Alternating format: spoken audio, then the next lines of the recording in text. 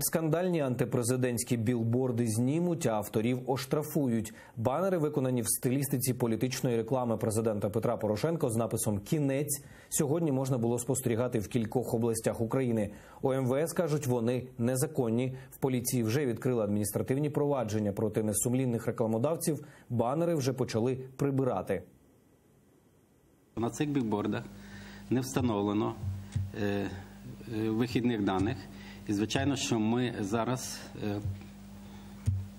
будемо їх вже в окремих областях знімають, зареєстровані вже провадження. І на сьогоднішній день наразі не встановлено третю особу, яка випускала ці білборди. Тобто ми готові і вже працюємо над цим. Вихідних даних немає, але сліди ж завжди залишаються. Кожен борд, кожна площина має свого власника.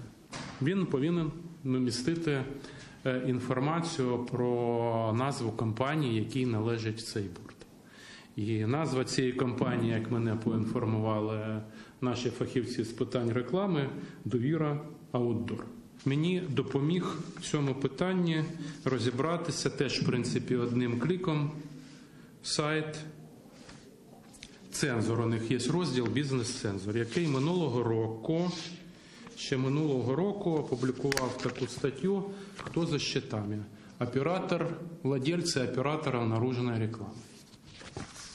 І тут є табличка, де є всі оператори, і я читаю: «Довіра Аутдор, собственник, група «Приват», Ігор Коломойський.